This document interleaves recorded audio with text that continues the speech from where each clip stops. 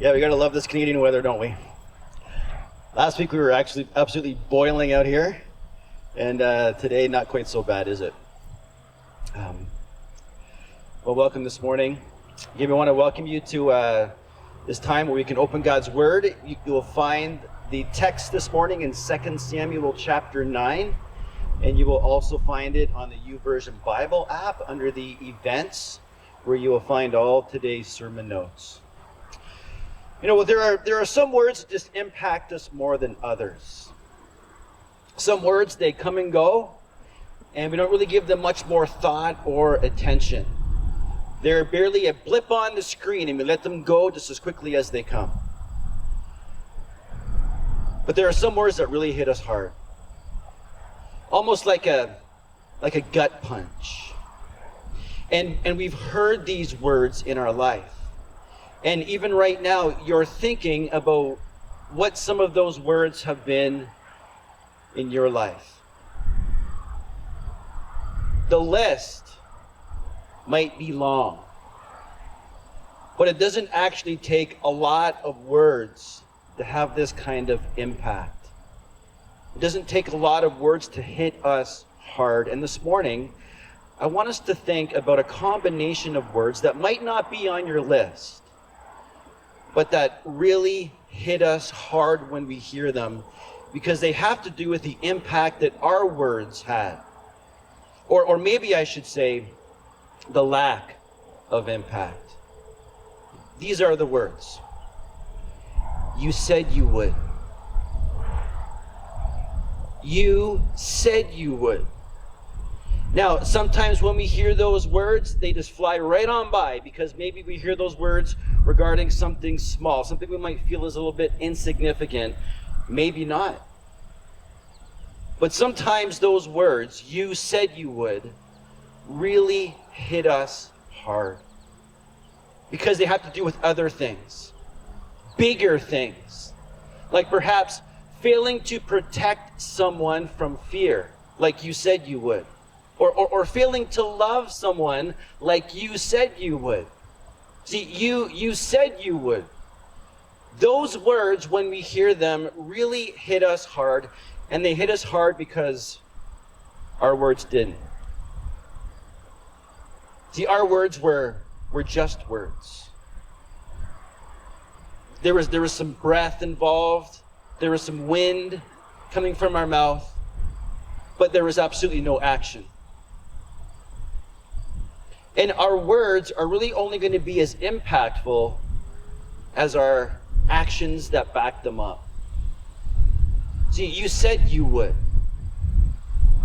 You said you would. And those are the words that are probably ringing through David's head as we pick up part of his story this morning in 2 Samuel chapter 9. Today, David is going to send us a postcard from Jerusalem. It's going to be the first of a couple of postcards he sends us from there. And we're going to pick up his story in 2 Samuel chapter 9, verse 1 to 6.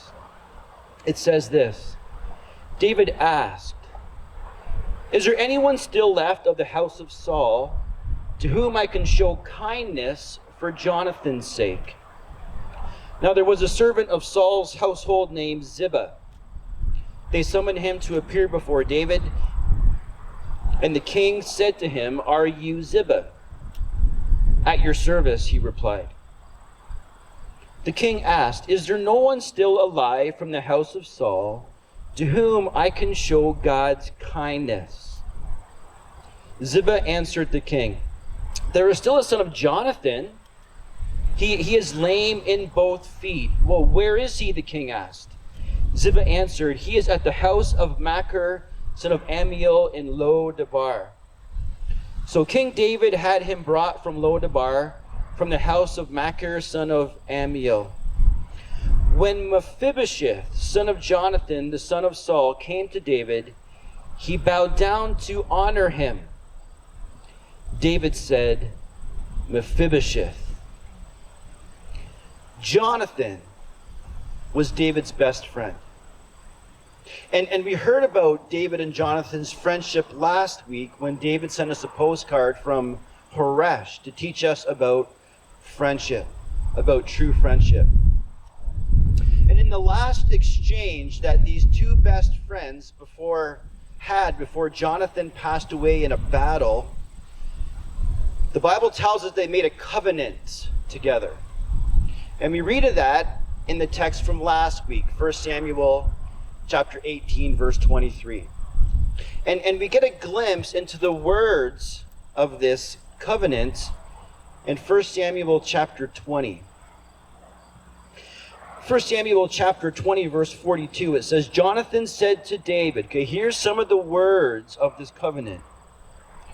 Go in peace, for we have sworn friendship with each other in the name of the Lord, saying, the Lord is witness between you and me, and between your descendants and my descendants forever. Then David left, and Jonathan went back to the town. The covenant that Jonathan and David made was a covenant of friendship. It was a covenant that was meant to bring peace between these two friends, but not just between the friends, but it was to extend to the descendants of one another. And so David said he would do this. This is what David said he would do. And his words mean absolutely nothing without action. And so in 2 Samuel chapter 9, we see that David puts action behind his words. Because in verse 1, he asks, is there anyone left in the house of Saul, my friend Jonathan's house, that I can show kindness to? Is there anybody left? And the answer from Ziba is yes, there is one. And his name is Mephibosheth. Mephibosheth has quite the story. He was just 5 years old when his father Jonathan was killed in a battle, along with his grandfather Saul, the king. And as soon as Jonathan, his father, and Saul, the grandfather, were dead, word of their death struck fear into the heart of everybody who was left at the castle. Because now what is there left to protect them? In fact, Saul's enemies now are going to come and take the castle by force. That was the thought. And the thought was, what's going to stop David from doing that? David was to be the next king. So what's going to stop David from doing this? What's going to stop David from coming and chasing us away and taking his rightful place by force? What's going to stop David from doing this with this ragtag band of brothers he's been living with in Ziklag? What's going to stop David from doing this with this guerrilla army he's formed out in the desert? And so great fear strikes the heart of these people when they hear the words coming that Jonathan and Saul are now dead. And so Mephibosheth's nurse, in panic, grabs the young boy, and she begins to run for their life. And in running for their life, she falls. And Mephibosheth's legs get caught up in her when she falls. And both of his legs break. And his legs would never heal proper. They would never be straight again. And so for the rest of his life, Mephibosheth would be lame. And he went into hiding for his life. Now, from age 5, much of his life has been in hiding. His life that's crippled. Not just in body, but crippled in spirit towards David. As his head, his entire life, would have been filled with stories about how they were running for their life from David. About how they had to be protected from David. How this David was the reason for those broken legs. David was the reason for why they had to hide out. And so now word comes to Mephibosheth. David knows you're alive, and he wants to see you. And so you can imagine the fear that has now struck the heart of Mephibosheth. Fear that was only escalated from all those stories, all those bedtime stories he would have heard as a kid about David. And so obviously when they first meet, David has to say these words in 2 Samuel 9 verse 7. Don't be afraid.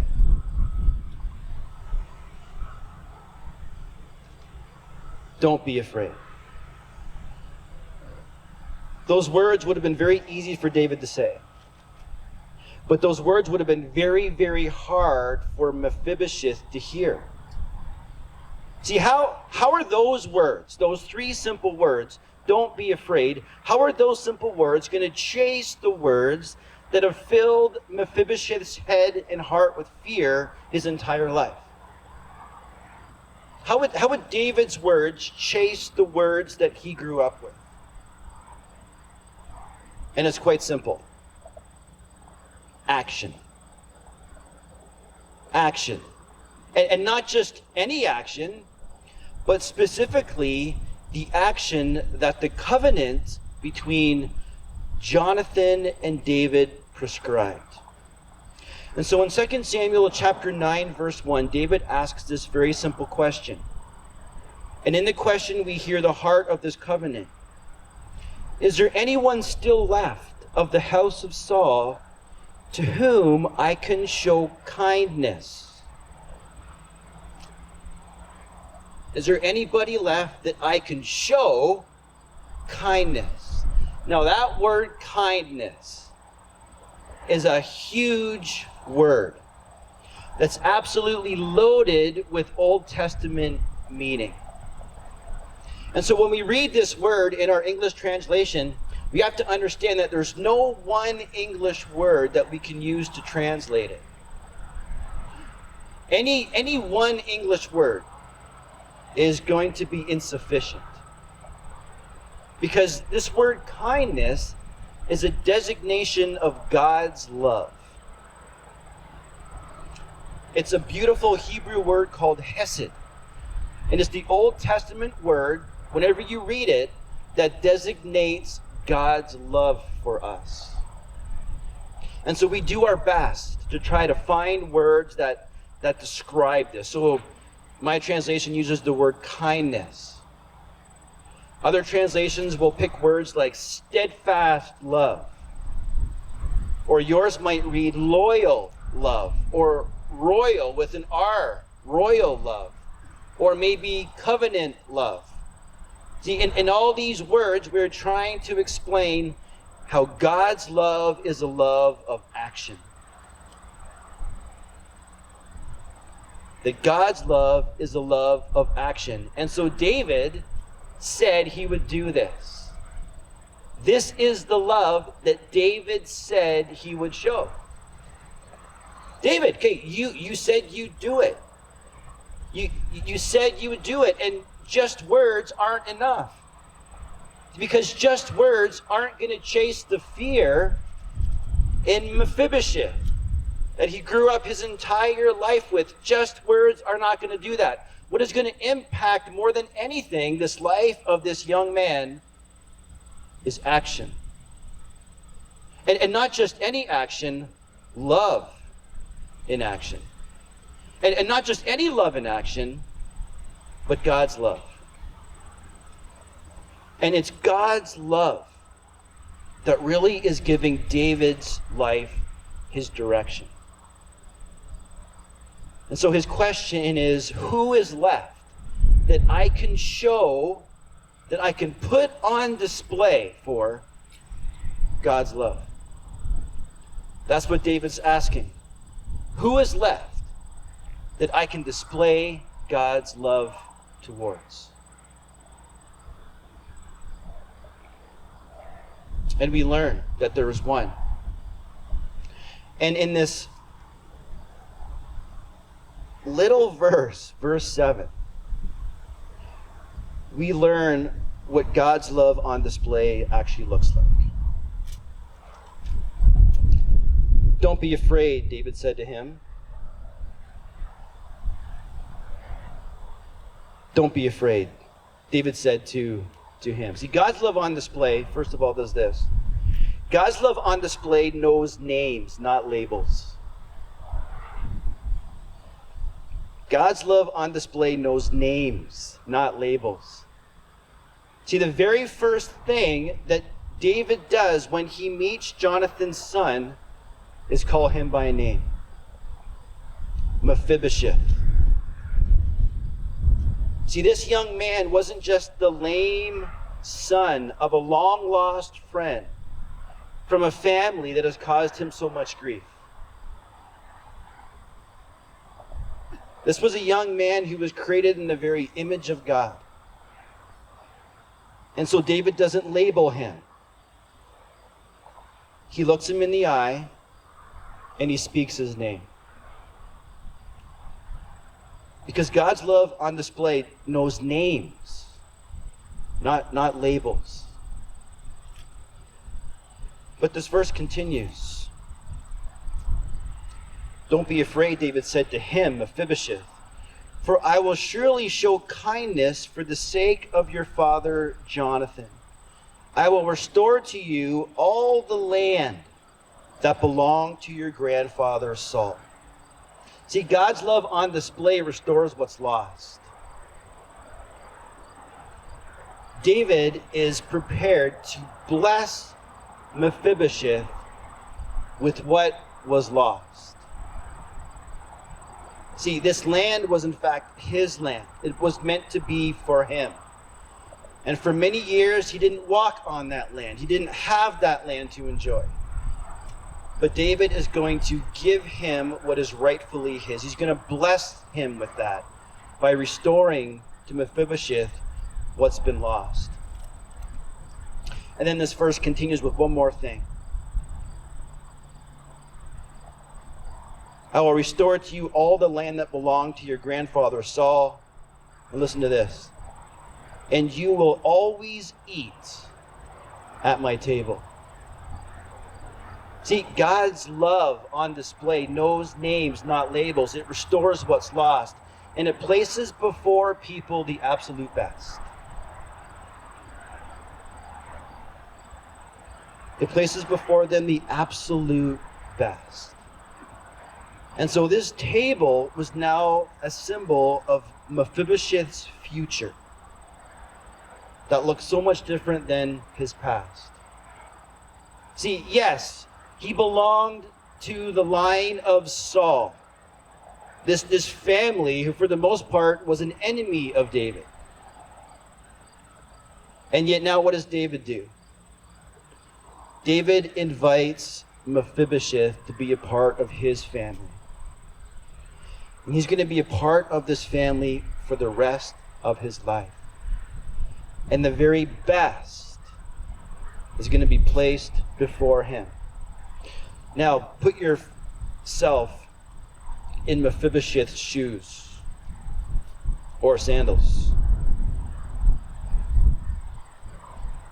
In verse 8, we read that it's almost too much for him to take. It's almost too much for him to take.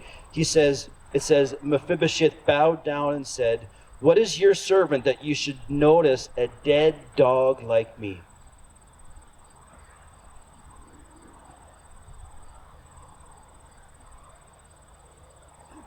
See, what David is showing to Mephibosheth by putting God's love on display in his life is too much for him to take. He almost doesn't know what to do with it. He recognizes that he doesn't deserve any of it. But David is a man not just of words, but of action. And so he puts God's love on display. Verse 9. Then the king summoned Ziba, Saul's steward, and said to him, "I have given your master's grandson everything that belonged to Saul and his family. You and your sons and your servants are to farm the land for him, to bring in the crops, so that your master's grandson may be provided for. And Mephibosheth, grandson of your master, will always eat at my table. Now Ziba had 15 sons and 20 servants. Then Ziba said to the king, your servant will do whatever my lord the king commands his servant to do. So Mephibosheth ate at David's table like what? Like a son. Mephibosheth had a young son named Micah, and all the members of Ziba's household were servants of Mephibosheth. And Mephibosheth lived in Jerusalem, because he always ate at the king's table, but he was lame in both feet. That's an incredible story. And what we learn in this story is not just that God's love is on display, which is so important, but God's love on display is good news. God's love on display is good news. Now, that phrase, good news, is the New Testament word for gospel. You know, the gospel of Jesus Christ, the good news of Jesus Christ. And we actually see the good news of the gospel in this Old Testament story. Because in this Old Testament story, we hear gospel words. And what were they? Don't be afraid. It starts with gospel words. But it doesn't just speak gospel words. We see gospel action. We see a man putting on display God's love for others by calling them by name, not a label. And by restoring things in their life that were lost, but that were to bless them. And a man that was to place before others a glorious future, one that they couldn't even comprehend. So what we see in this Old Testament story is the good news of the gospel. We hear it and we see it. Because when we come to the New Testament and the gospel is more specifically laid before us as we see Christ coming, we hear gospel words. See, what were the first gospel words that we hear in the New Testament? Do not fear. Those are the very first words of the Christmas story. On the night Jesus Christ actually came, shepherds were told, do not fear. Those were gospel words. But we don't just hear gospel words in the story. We see gospel action. Because the Word, Jesus Christ, became flesh. John chapter 1:14. And he put on display for us the very love of God by calling us by name. But by laying his life down for sin so that blessings in our life that were lost could be restored. The blessings of not just life eternal, but even spiritual blessings to get us through life today. As we read in Ephesians chapter 1, all the spiritual blessings that we need. And Christ placed before us a glorious future, one that we can't even wrap our heads around. One that Peter says in 1 Peter is a living hope. This future. And so we see gospel action, not just hear gospel words. See, God's love on display is good news.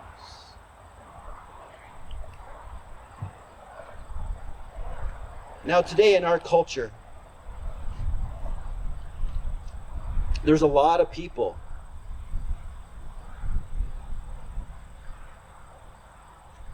who have been poisoned against Christians and poisoned against the church by the stories they've heard growing up. By the words that have filled their head.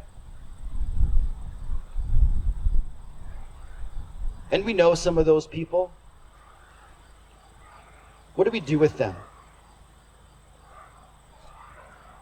What do we do with them?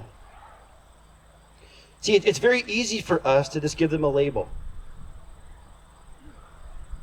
oh, that's the so-and-so group.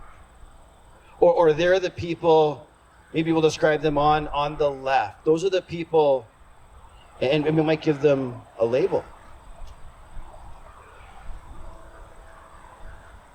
And we might just not bless them in the way that God wants to. We might withhold blessings from them. We might not return to them things that are due them.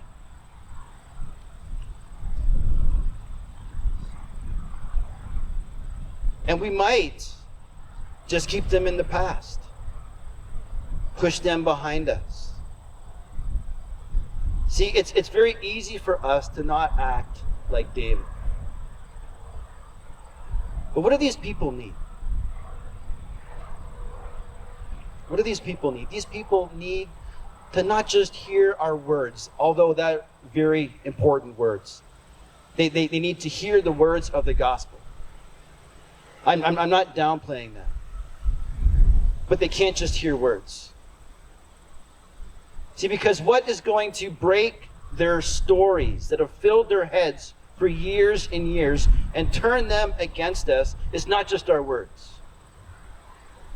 but what David did, our actions towards them.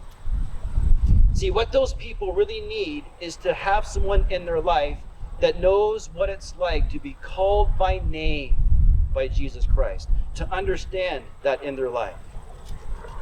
To know what it's like to have nothing, but then to have all the spiritual blessings from Jesus Christ restored to them.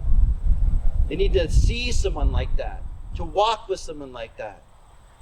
And they need to be with someone that understands this glorious future that has been placed before us through Christ. Not one that just gets us through the day, but one that gets us and keeps our head up for life eternal. See, God's love on display. That's good news. And if we don't put God's love on display, what we will do is label people, withhold blessings, and keep them behind. Now, you might be thinking of some of these groups. You might even have some of these faces in your head right now. And your first thought is, Darren, that is scary. You don't know who I know. You haven't heard those words from them. You haven't felt those actions from them. That is scary. And you're right.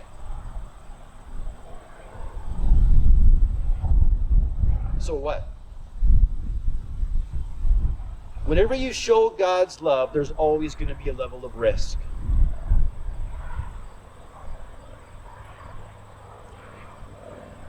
Love is risky.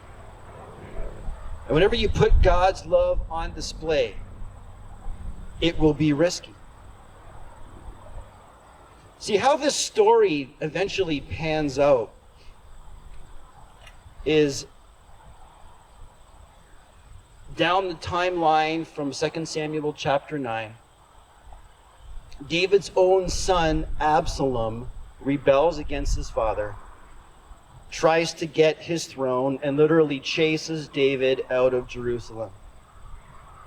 And in that story, when David is running for his life, where do you think Mephibosheth is? Mephibosheth doesn't go with him. In fact, he stays behind in Jerusalem. And when asked about this, we hear different versions of what happened. Ziba, that servant, his story to David is David, Mephibosheth rebelled against you. That's what he did. And then Mephibosheth looks at David and says, no, that's not what happened, David. What happened was that Ziba, he left without me. He knows that I can't walk. He left me behind. He betrayed me. And so we hear these different versions of what actually happened. What do you think David did with those words? See, over here he hears these words. Over here he hears other words. What did he do with those? Nothing.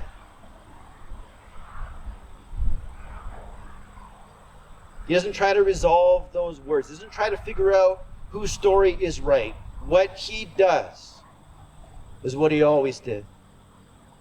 He continues to show the good news of God's love. That's it. All he did was continue to do what he said he would do.